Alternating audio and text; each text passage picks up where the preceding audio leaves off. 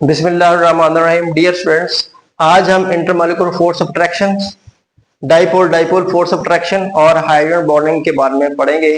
तो स्टार्ट करते हैं सबसे पहले इंटरमॉलिक्यूलर फोर्स ऑफ अट्रैक्शन से।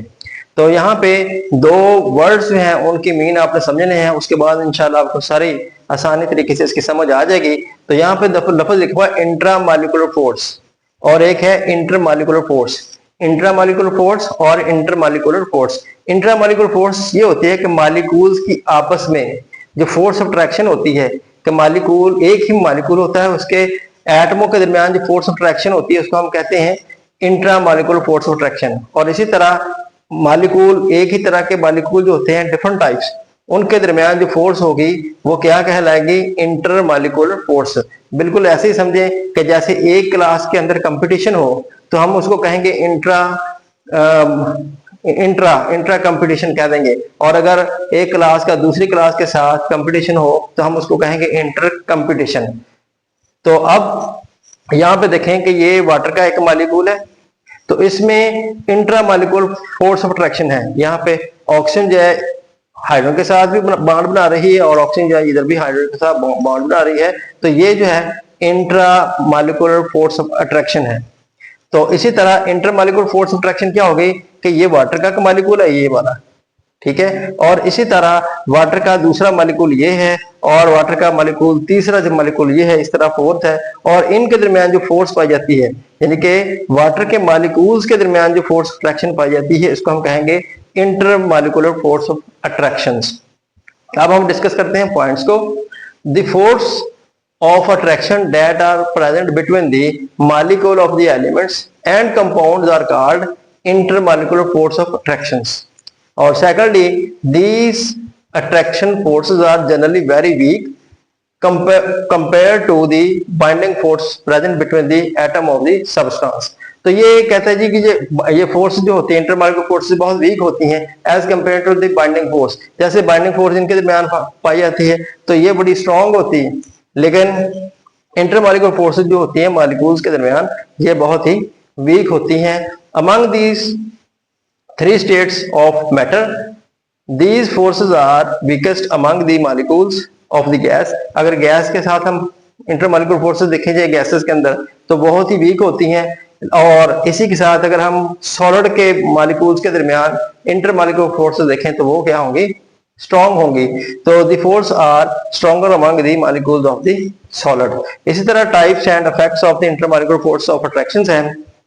इसकी टाइप्स के बारे में बात करते हैं और इसका इफेक्ट्स जो है इंटरमॉलिक्यूलर फोर्सेस वो क्या है कि intermolecular forces of attractions can be many types, लेकिन यहाँ पे हम डिस्कस करेंगे सम आर वीक और some are relatively strong.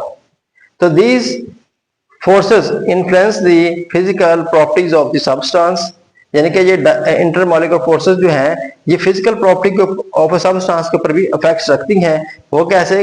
The melting and boiling points of substance depend on the strength of these forces, के ये इन फोर्सेस के ऊपर डिपेंड करती है। कौन सी डिपेंड करती है? Melting and boiling point. कैसे? Stronger intermolecular forces lead to a higher boiling point. अगर इंटरमॉलिक्यूलर फोर्सेस जो है ये स्ट्रॉन्ग है तो उनका बॉइलिंग पॉइंट क्या होगा? हायर होगा। और इसी तरह weak intermolecular forces lead to the lower boiling point. अगर इनके दरमियान इंटरमॉलिक्यूलर फोर्सेस जो हैं ये वीक होंगी तो क्या होगा? इनका बॉइलिंग पॉइंट भी लो होगा।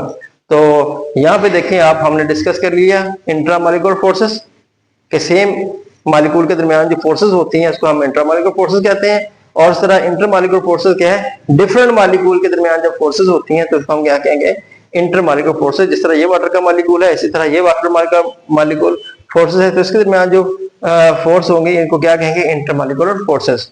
अब हम देखते हैं डाइपोल फोर्स ऑफ अट्रैक्शन क्या है। डाइपोल अट्रैक्शन क्या है? तो वो ये हम यहाँ पे इस बुक के अंदर यहाँ पे HCl को डिस्कस करेंगे। These attractive forces are present between the molecule of a polar compounds like HCl. कैसे? the hydrogen and chlorine attract the shared pair of electron between them with different forces. अब different forces के साथ कैसे? जैसे आप यहाँ पे देखें ये पे हाइड्रोजन का एटम है और यहाँ पे ये क्लोरीन का एटम है।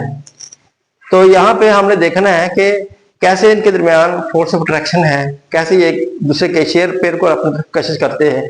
हमने एक थ्योरी पढ़ी थी इलेक्ट्रोनेगेटिविटी, ठीक है, इलेक्ट्रोनेगेटिविटी। तो इलेक्ट्रोनेगेटिविटी डेफिनेशन हमने ये की थी कि किसी एटम की वो ताकत जो किसी दूसरे एटम के इलेक्ट्रॉन को अपनी तरफ खींचने के लिए होती है, उसको हम क्या कहेंगे, इलेक्ट्रोनेगेटिविटी। यानी कि the force of attraction of one atom to attract the share pair of electron toward itself. तो अब यहाँ पे इलेक्ट्रोनेगेटिविटी जो है क्लोरीन की ज्यादा होती है और हाइड्रोजन की इलेक्ट्रोनेगेटिविटी कम है, तो लिहाजा जो क्लोरीन है इसके इलेक्ट्रॉन को अपनी तरफ खींच लेगी। तो यहाँ पे देखें कि ये हाइड्रोजन का एटम है और ये क्लोरीन, और क्लोरीन की इलेक्ट्रोनेगेटिविटी ज्यादा है, जिसकी वजह से क्या करेगी, ये हाइड्रोजन के इलेक्ट्रॉन को अपनी तरफ खींचेगी और इस तरह ये शेयर पेयरिंग कर लेगी आपस के अंदर।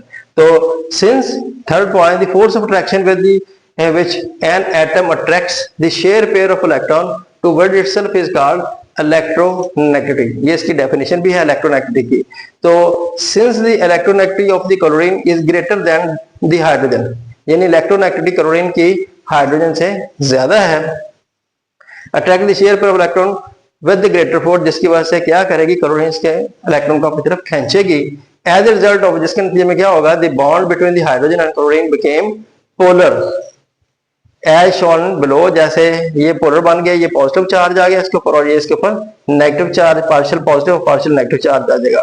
और इस तरह दूसरा मॉलिक्यूल इसके साथ है, ये डाइपोल फोर्स के अट्रैक्शन के साथ आ जाएगा, यहाँ पे क्लोरीन के ऊपर नेगेटिव और पार्शियल नेगेटिव चार्ज। और इसी तरह दूसरा मॉलिक्यूल जब इसके साथ आएगा तो पॉजिटिव पार्शियल पॉजिटिव चार्ज के साथ ये आपस में अट्रैक्ट करेंगे, तो क्या बन गया, पार्शियल पॉजिटिव और पार्शियल नेगेटिव और पार्शियल पॉजिटिव चार्ज है। तो ये डाइपोल फोर्स ऑफ अट्रैक्शन बन जाती है इनके अंदर। तो एक मॉलिक्यूल ये हो गया HCl का और इस तरह एक HCl का ये मॉलिक्यूल है। तो due to these partial charges the molecules of HCl start attracting each other। तो इसी वजह से दो मॉलिक्यूल आपस में अट्रैक्ट करना शुरू कर देंगे। These forces of attractions are called dipole forces, और इनको हम dipole forces के नाम से जानते हैं।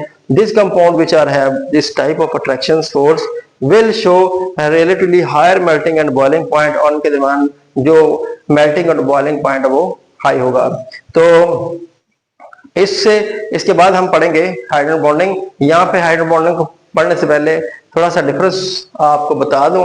डाइपोल फोर्स के अंदर फोर्स ऑफ अट्रैक्शन के दरमियान हाइड्रोजन बॉन्ड के दरमियान यहाँ पे आप देख रहे हैं कि एक एलिमेंट फ्लोरीन है, ऑक्सीजन है और नाइट्रोजन। जब आप पीरियोडिक टेबल को डिस्कस करते हैं या देखते हैं तो आप देखेंगे कि फ्लोरीन ग्रुप ये टॉप पे होती हैं, ये फ्लोरीन ऑक्सीजन नाइट्रोजन ये अपने ग्रुप की टॉपर हैं, यानी कि बिल्कुल सरदार कह लें कि बिल्कुल उनके ऊपर होती हैं। इनकी इलेक्ट्रोनेगेटिविटी बाकी मेंबर जो इसके ग्रुप के यानी क्लोरीन के बाकी मेंबर होते हैं उससे इलेक्ट्रोनेगेटिविटी इसकी बहुत ज्यादा होती है, और इसके इलेक्ट्रोनेगेटिविटी कितनी है, 4। और इस तरह ऑक्सीजन जो है इसकी इलेक्ट्रोनेगेटिविटी अपने ग्रुप के हवाले से जो इसके मेंबर जो हैं उसके हवाले से इसकी इलेक्ट्रोनेगेटिविटी सबसे ज्यादा है। इस तरह नाइट्रोजन की भी बहुत ज्यादा होती है। तो आप ये समझे कि ये जो है फ्लोरीन ऑक्सीजन नाइट्रोजन के साथ जब भी हाइड्रोजन बॉन्डिंग होगी तो हमेशा जब भी बॉन्ड बनाएंगे हाइड्रोजन के साथ तो हमेशा हाइड्रोजन बॉन्डिंग होगी। और इनके अलावा जैसे HCl है यानी क्लोरीन है और है इसके साथ मेंबर जो है यानी इनके और जो मेंबर हैं फ्लोरीन के ग्रुप के मेंबर हैं, ऑक्सीजन के ग्रुप के मेंबर हैं और नाइट्रोजन के ग्रुप के जो मेंबर होंगे वो जब भी किसी के साथ बॉन्डिंग बनाएंगे तो वो कौन सी होगी, डाइपोल फोर्स हो गई। लेकिन जब ये किसी के साथ ये वाले खासतौर पर फ्लोरीन ऑक्सीजन नाइट्रोजन जब ये किसी के साथ बॉन्डिंग करेंगे तो उसको हम कहेंगे हाइड्रोजन बॉन्डिंग। इसकी मिसाल वाटर जो है, वाटर इसकी एग्जांपल है, अमोनिया इसकी एग्जांपल है और हाइड्रोजन फ्लोराइड जो है इसकी एग्जांपल है। अब हम इसको नेक्स्ट डिस्कस करते हैं हाइड्रोजन बॉन्डिंग के अंदर।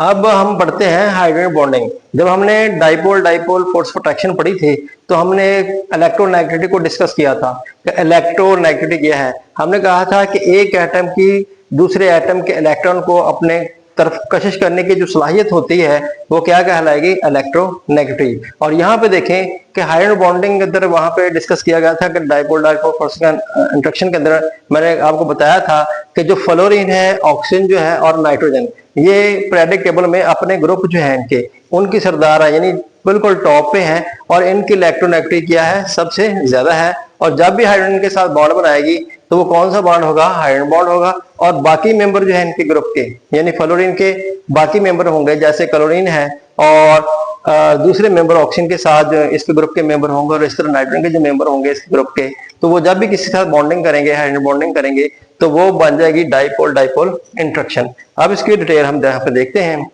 कि hydrogen bonding is a special case of dipole dipole force of attractions when hydrogen covalently bonded to highly electronegative elements like fluorine, oxygen और nitrogen then। तो अब देखें कि जब हाइड्रोजन जो है जब किसी भी कोवलेंटली बॉन्डेड जो हाईली इलेक्ट्रोनेगेटिव एटम के साथ अटैच होगा तो फिर क्या उसका रिजल्ट होगा, the large difference in electronegativity make the covalent bond highly polar.